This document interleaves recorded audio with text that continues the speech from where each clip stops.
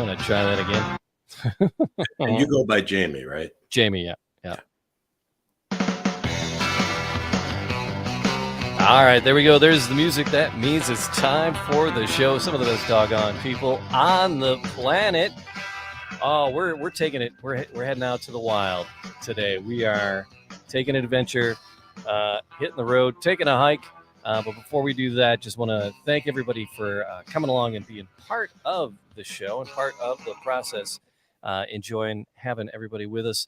Make sure you like, subscribe, leave a comment wherever fine podcasts are sold, wherever you're listening to it. If you're on the YouTube or the Face Space, whatever it is, just find it, like it, collect it. Oh, there's so many different things. Everybody calls it something different, and it's something different every time. But we do appreciate people hanging out and taking the time to be with us, because we bring interesting stories and interesting people. And like I said, today we're hitting the trails. We're going to take a hike, and we're going to talk to a chemistry professor, an author, an avid hiker, and we're going to talk all about his novel called The Trail, a novel. And Ethan, I'm going to do this wrong, Gallogly. Yes? No, that's perfect, Jamie. All right, Ethan Gallogly. I'm not going to say that again. Ethan, welcome to the show. And thanks for being here. So, Ethan, you're a chemist. You're almost Indiana Jones. You're a professor in an academia, and then you're an adventurer too. So, I love it. Thanks, Jamie, and thanks for having me on the show. I'm not an archaeologist, though. I don't know anything about archaeology. I mean, I've been down to Machu Picchu, so I've been to ancient civilizations, but so I got an not quite Indiana Jones. I felt like Indiana Jones last week. I got another podcast called Detroit City of Champions, and it's all about 1935. And in 1935, Detroit won their first football championship. It wasn't the Super Bowl yet, but the Lions won that. The Tigers won their first World Series. The Red Wings won their first Stanley Cup, and there were 30 other championships in the city. And one of the big champions in Detroit in that era, in the 30s, in the 20s and the 30s, was this cat named Gar Wood. It was all about boat racing, and it's a phenomenal story. And his boats were called the Miss Americas, and he had they would once the boats were reached they were good for about 2 years, and then they would strip them, tear them apart, and use the parts for the next one. So he had like Miss America 1, 2 through 10. 8, 9, and 10 still exist, and we were trying to figure out where they are. Because it's like, and it's a funny thing about this City of Champions story. It's like so lost. It's this magnificent story, and it's lost. And so we were trying to figure out where the Miss America boats were, the 3 that still exist. And I was like, and I found one, and I felt like, Tom Hanks or Indiana Jones. I'm like, Wow. because I messaged my co-host Charles, and I'm like, Charles, I found the Miss America 10. It was like, I felt like I was like, and it was like, and it's at a freaking museum, just up the ways here, in Metro Detroit. But I found it. So.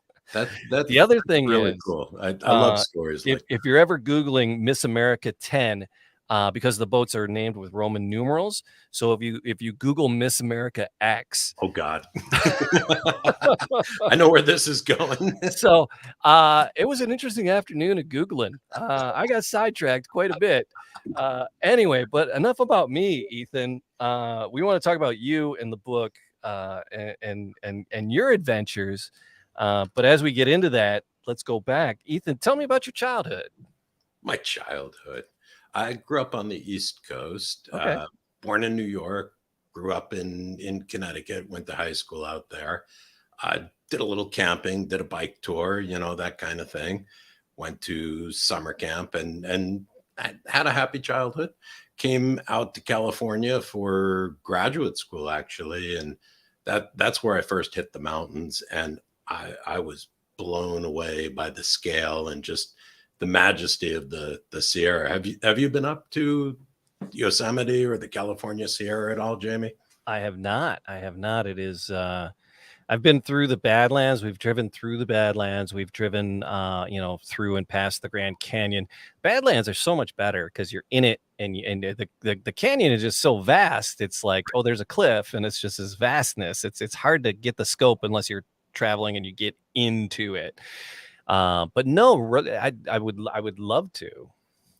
I think for the canyon, you want to raft it. That's what I Oh, hear is the best. okay. And that's always been on my list. I haven't done it yet, but my folks did, and they raved about it. The Sierra is like it's on another scale. I Okay. mean, I've been to other mountains. I grew up, as I said, on the East Coast. I'd climb Mount Washington and so forth. But when you come out here, it's like just gardens of granite. I mean, it's crazy. The first time I went to Yosemite, it blew my mind just how big and how gorgeous some of these peaks are. And you can see a little bit of it behind me. Actually, I've chosen a background for this. Of let me step aside of Yeah, I was gonna Ray. ask you. You got a cool little tent there, and you're in Yeah, the virtual world someplace. this is Ray Lakes. It's Okay. a famous spot on the John Muir Trail, which is what my book's about. But it's also on the Ray Lake Loops. It's fairly accessible if you want to do a week-long trip. And it's one of the most gorgeous lakes in the Sierra. It's just blue water. You've got Fin Dome there behind me, which Bolton Brown, the explorer, originally envisioned as the fin of a giant dragon. And yeah, that's let me see if I step aside there. That's my little tent. And Okay. when you do these long trips, Yeah. like the one on the JMT, where you might be out for a month or so, Wow. you need really light gear. And so this is actually a very new tent. This is the Durston X Mid 2, which is, it's under 2 pounds. It sets up with your trekking poles instead of regular poles. Okay. It's just super light. And that's part of the key with backpacking is you need to have really, really light gear. And I, I mean, I messed up on my very first hike on my first trip on the JMT. I was taking 55 pounds with me, but Oh my. I've learned since. Yeah. Wow. So what do you do for foodstuffs? Are there stops along the way where you can replenish food, or do you have to take a month worth of food? The dry the Right. dried sea rations. It would be very hard to take a month's worth of food. Yeah, yeah. The early explorers did. In the early days, there was no place to resupply. And so what they would do typically is bring a mule and they'd stock it up with about a month's worth of food. And that's how they would make it out there. Mhm. Nowadays, the longest I would carry is about 12 days. I've carried 15 days of food and it gets real heavy. Yeah. A single day of dried food's about 1.5 pounds. So if you're going to take 10 days, that's 15 pounds of extra weight in your back. It gets lighter as you eat it, but Yeah. it's Yeah, heavy. yeah. And in the Sierra, and we'll probably get into bears, you have to carry a bear can. It's a big metal or plastic now cylinder Mhm. that seals up and protects your food from the bears. And at night, you stick it away from your tent. And if the bears come and play with it, you got to shoo them away. But Hey, bear. at Hey, least, bear. You find yeah, yourself saying that walking through the mall. Hey, bear. Hey, bear. no, I usually don't do the hay bear thing. A lot No. of people do.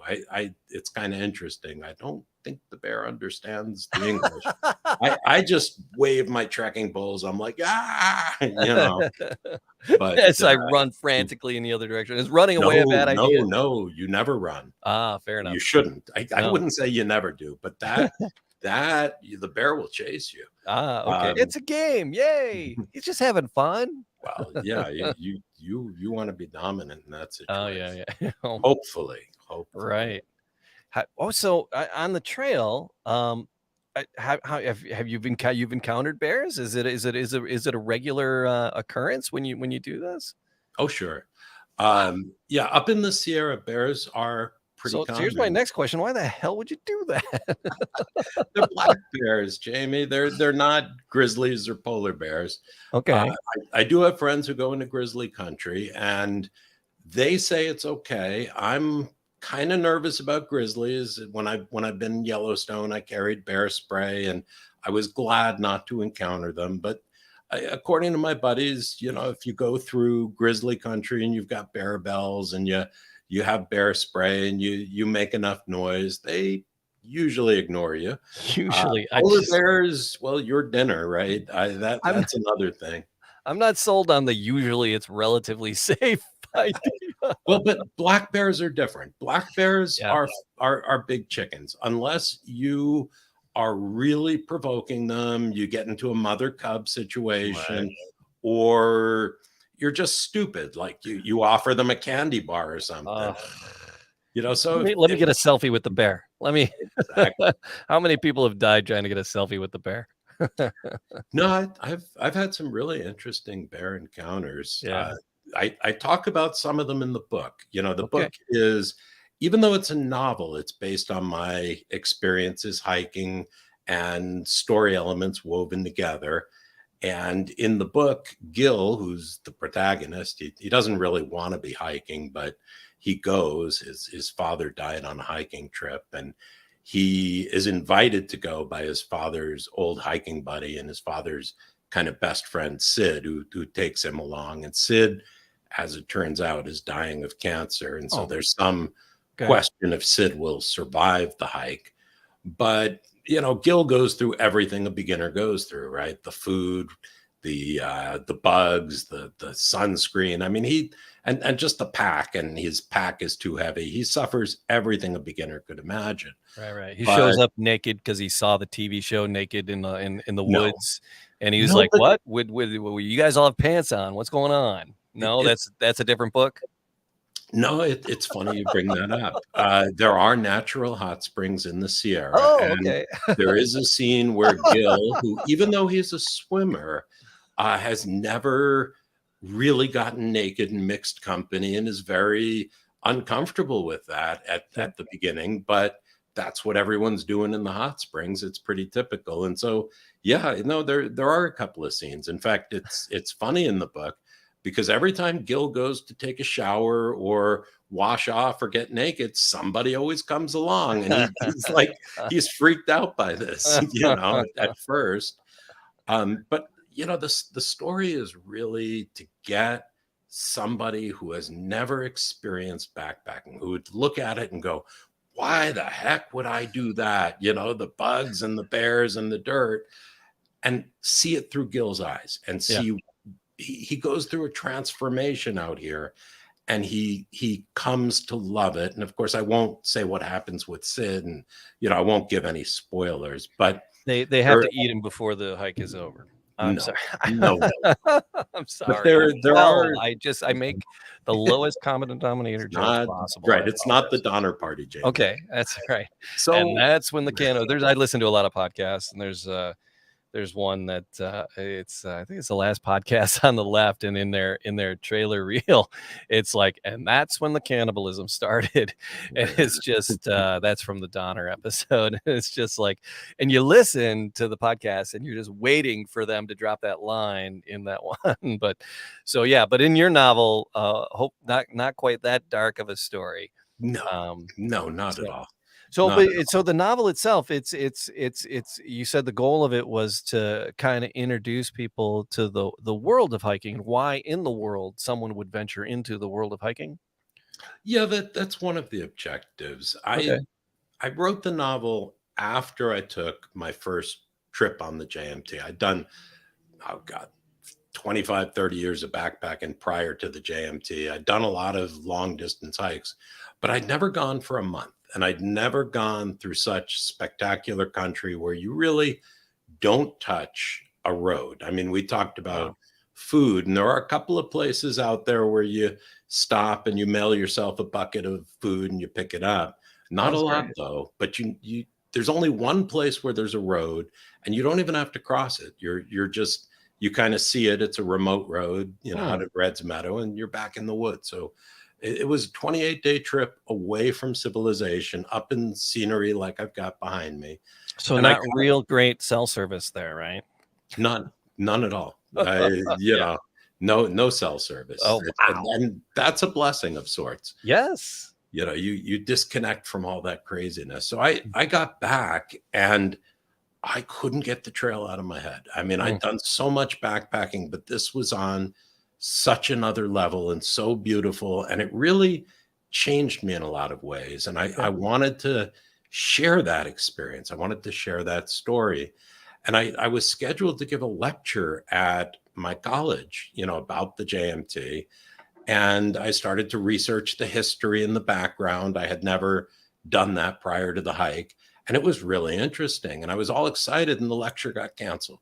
Ah, Best cancellation that's ever happened to me, ah, because I realized I have a book here. I have enough information and enough stuff that I could write a history book, but who's going to read the history of the John Muir Trail?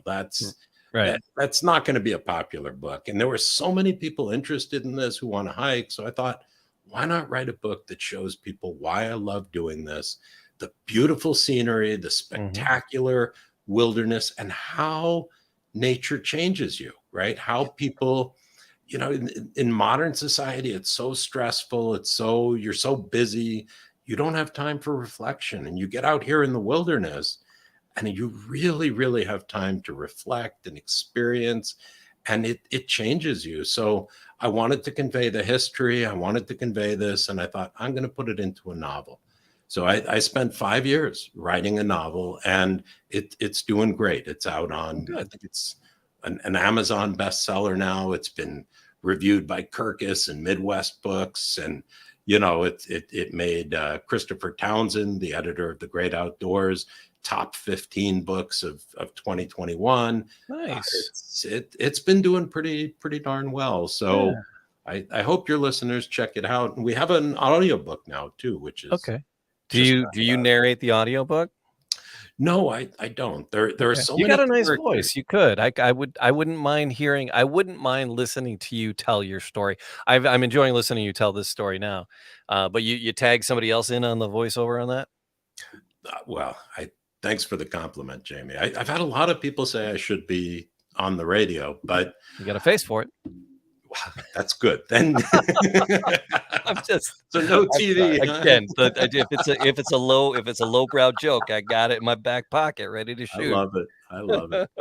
Um, no, so yeah, if it were a nonfiction story, if it were a memoir, or mostly about, like if it were a manual or something, I would narrate it. Yeah. But there are over 50 characters in this story. Oh, okay. There are male and female voices. Yeah. There's just too many people, and Yeah. I needed a professional. So we got a wonderful narrator, Jake Hunsbusher. We interviewed 50 different people for Oh, this, and he was just fantastic. And so he does all those voices. He really puts the emotion into the characters, and I mean, I've got to say, he did an amazing job with the audiobook. It adds a dimension to the story that wasn't there before. So I loved the audio version. I was shocked how oh, good. engrossed I got listening to it. And Yeah. and I'd And read you're the like, oh, book and a you know couple what's of coming. yeah, no, for sure. For sure. So you just say adding another dimension to it on the website. I noticed that there's illustrations. These are illustrations out of the book. You had someone illustrate some things to add some interest to the book. Yeah. So Tell us about how did you connect with your illustrator, and what did they bring to life for you? So Jeremy Ashcroft is the illustrator on the book. He's a very famous mountain illustrator from the United Kingdom. He's done a lot of mountaineering and mountain climbing, and he's very active in the Facebook John Muir Trail group. So I've seen his stuff quite a bit, and I approached him about doing illustrations because I have you read some of those, like growing up, like Treasure Island or something, where Oh you yeah, get these illustrated books, right? They have the picture of the pirate, and sure. the Yeah, the island and stuff. And I remember growing up, I would spend hours staring at Skull Island and looking at the map and going, ooh, I want to find hidden treasure, and making my own treasure maps, and like Lord of strange. the Rings, same thing, right? Yeah, Just yeah, stare at yeah. those maps. And I wanted that kind of feeling in this book. I wanted it to have sort of that classic feeling. And for readers who, I didn't want topo maps. I didn't want something that the reader would be challenged to look at. So I Hmm. had Jeremy do three-dimensional drawings of each day's hike. So a reader who wants to look at it can go, oh, that's what that pass looks like, or that's what that mountain, and really visualize it day by day. And then he did sketches of some of the lakes and, you know, like the Muir Hut and the Whitney Hut, and there's a rock monster on the trail. And so I had him sketch these things so the reader can kind of visualize them that way too. So he did a whole bunch of sketches. The hardback and the paperback are both illustrated. And the Cool. cover art, the cover is a picture of the Muir Hut. That was done by Faith Rum, who's a Yosemite artist. Are We're still on there, or Yeah, you're, yeah. yeah, Is you're that the flipping cover? I things? was just trying to bring up the cover. I see. Yeah, the cover was done by Faith Rum. She's a Yosemite artist. She used to be both an interpretive and a wilderness ranger, and she does, you know, many of the listeners have probably seen her work. She does a lot of interpretive signs for the Forest Service and the park.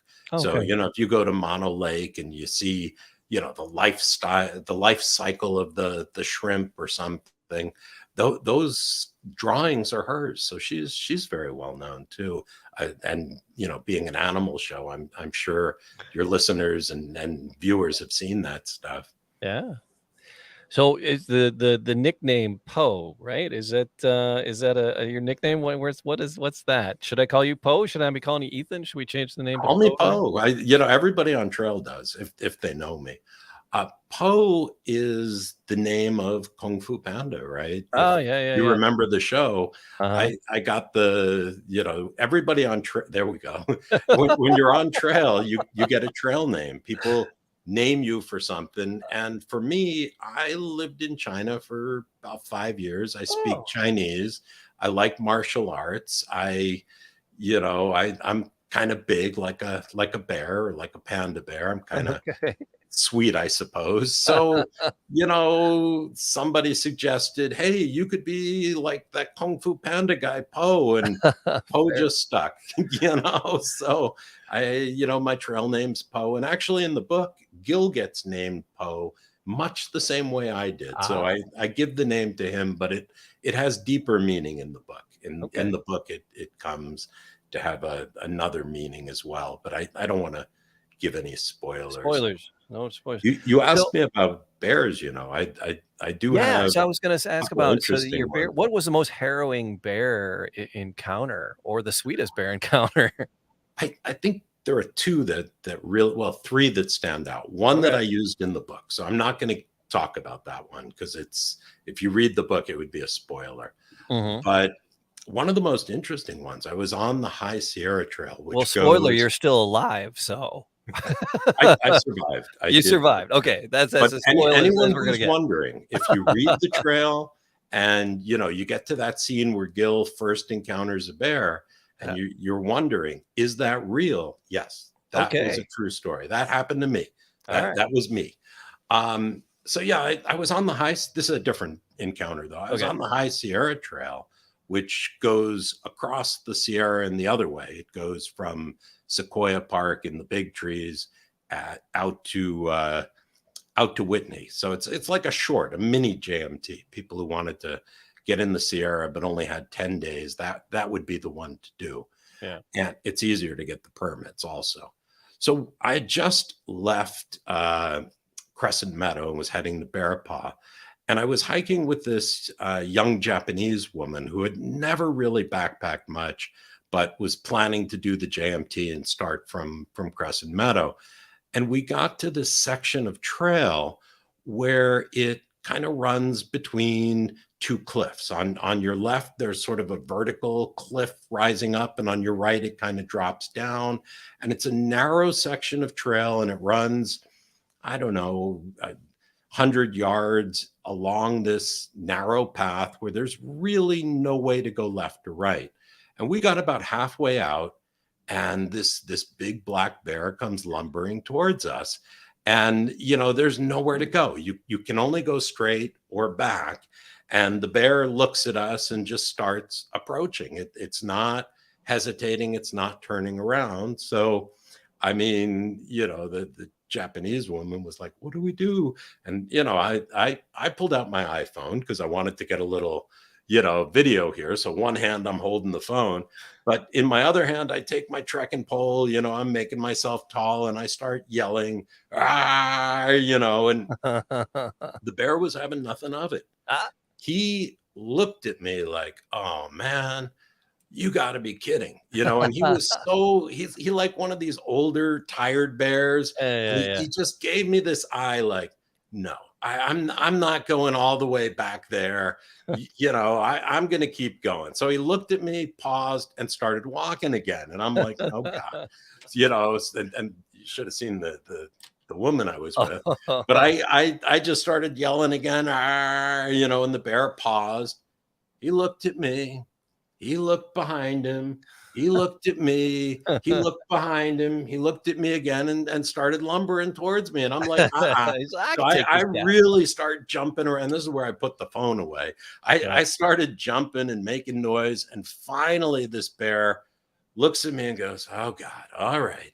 Turns around and walks back and then goes down and around us down the cliff.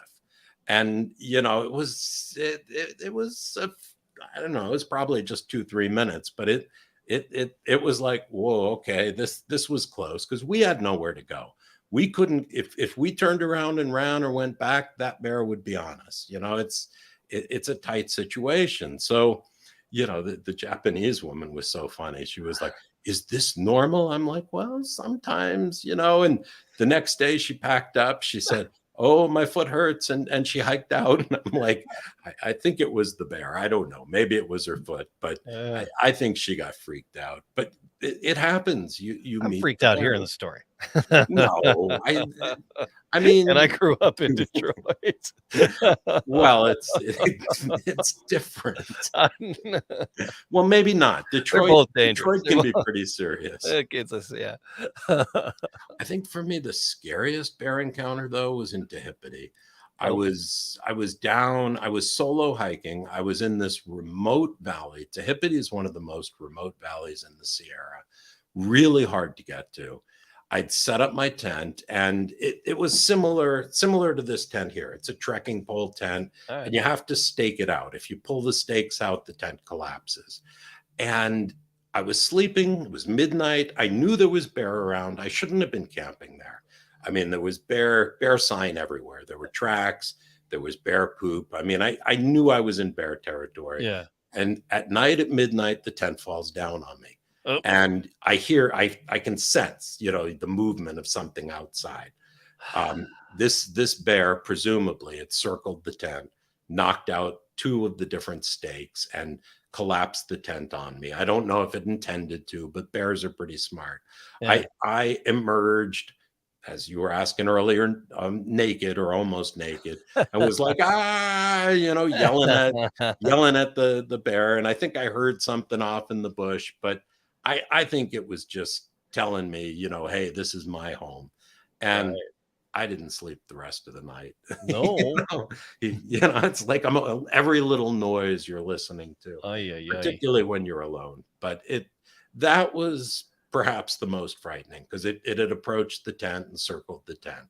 And, and I was in its territory. I knew that. But I'd hiked 15 miles that day and I really did not want to look for another spot.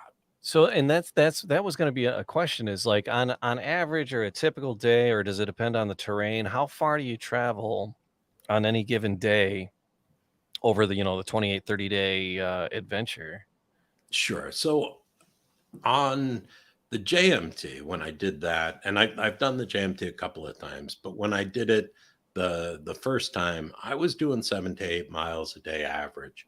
So I wasn't putting in that many miles. But remember, as I said, I'd overpacked. I was carrying 55 pounds going in that time. And, you're going over these big mountain passes. Sometimes you're up at 12, 13,000 feet. So the air is thin. It's tough.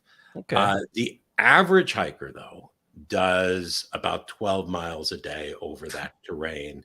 And the average good hiker. Well, yeah, I'd say so. But I don't know if I'd make 12 miles a day. 7 to 8 is very comfortable. I Okay, yeah. like 7 to 8 through the Sierra.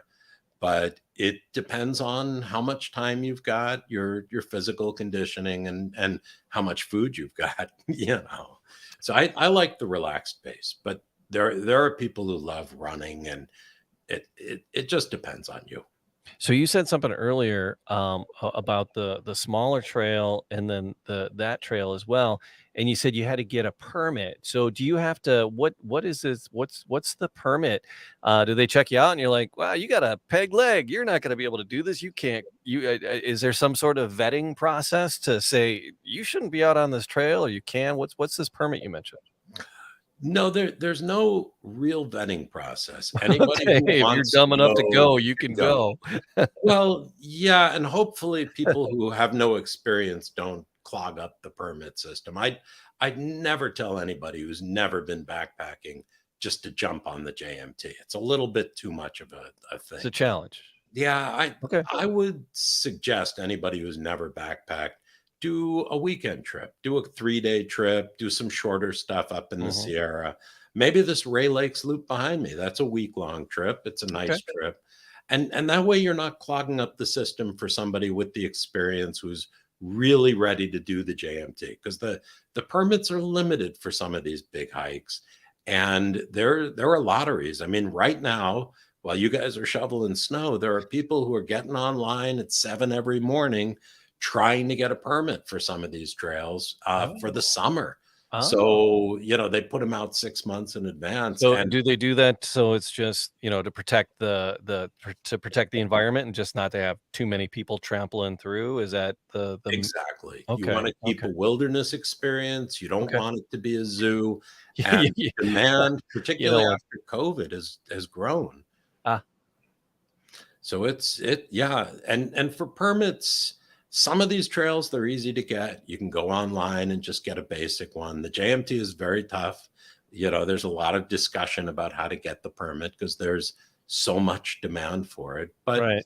once you have the permit, you'll meet with the rangers and they'll go over the rules. They'll tell you about, how to bury your waste and how far away from water you need to be, and all what to do with a bear, all the different basics of the wilderness they'll go over with you, the fire restrictions and all that. Mhm. So it's a vetting process in the sense that you're told the rules, and then people out in the wilderness will check your permits. You'll run into rangers, and if you don't have one, you're in a lot of trouble.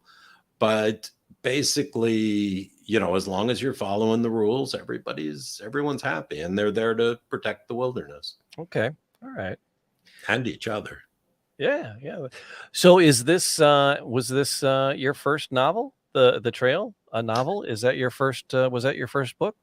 Not my first book, but my first novel. I have Okay. a chemistry textbook I'm a co-author on, and that's Woo! cut my You're a writing party teeth. guy. Yeah, chemistry. Oh, everybody's going to go and read that, right?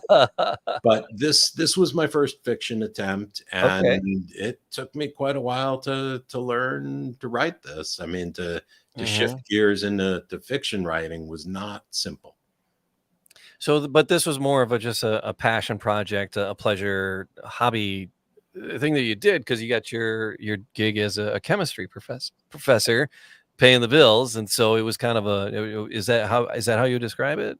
Absolutely. This Yeah. this this has been a work of love, a work of passion. I wanted to share sort of the other things in my life that I love with people, and it's doing well. People have really resonated with the book, and I think it reaches a broader audience. Hmm. There's a lot in it about philosophy, about life and death, of course, the cancer issues, and what is the meaning of life? I think sometimes we're so caught up in the city with our Yeah. busy schedules and our phones that we just don't have time to reflect.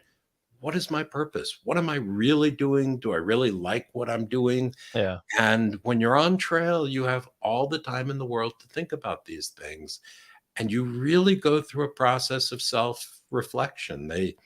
I like to play on the words that recreation is recreation. You have time to recreate yourself and really understand what is your place in the greater world.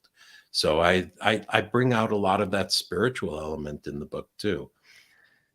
Awesome. So you have, is there another book in the works? Do you have another novel in you? Is this something I did this, I shared this story, or is it like I'm kind of bit by this bug? I want to do more. I got another idea. What do you got?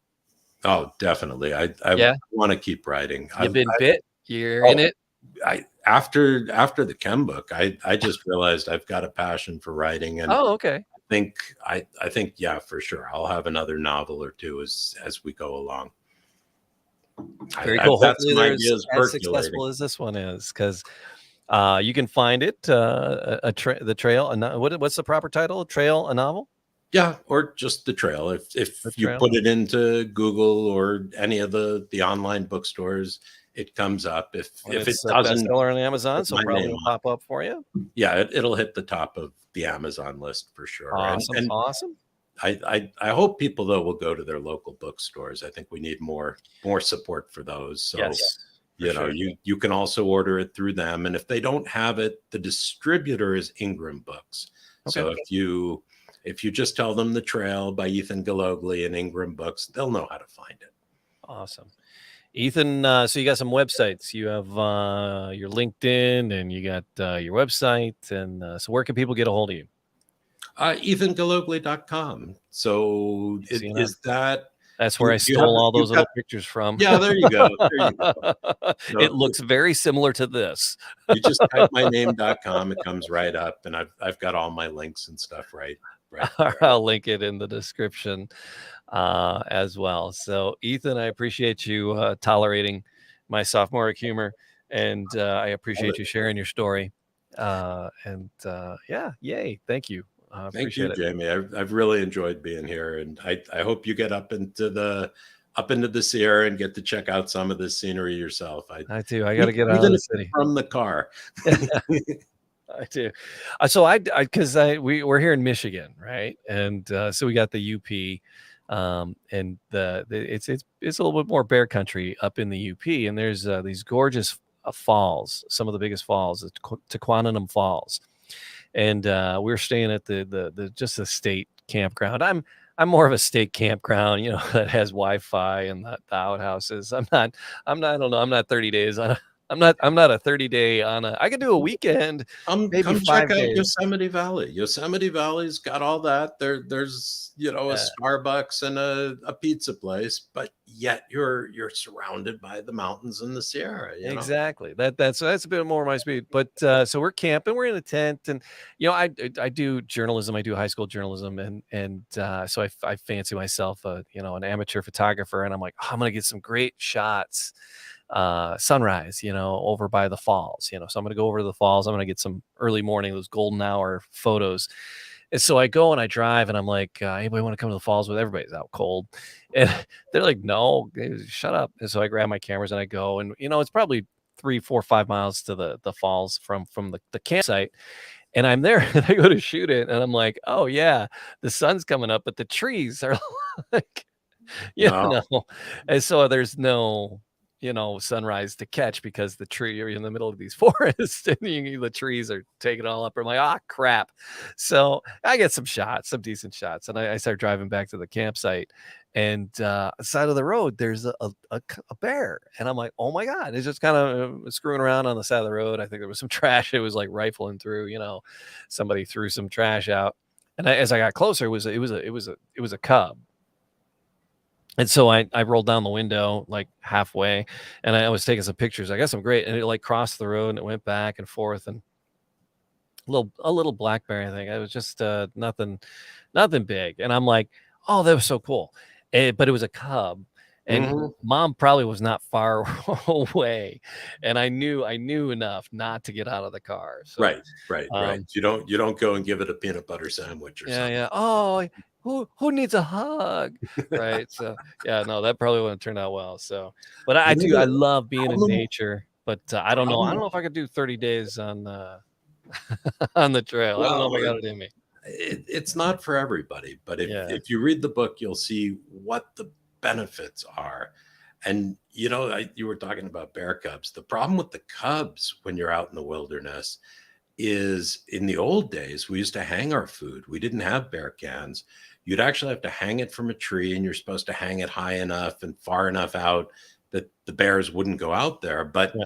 Mama Bear was smart. She'd send the cubs, Ah, and the cubs would be able to go out on the branch. They climb better. And, you'd wake up in the middle of the night hearing this commotion. And I had many sleepless nights just having to go out and chase away the bears. And it was always the cubs. And you don't want to chase the cubs because mom will get mad, oh, so yeah. it's a lot better now with the canisters. Fair play. All right, Ethan. Looking forward to diving deeper into the book, and when you get the next one up, we'll hang out again.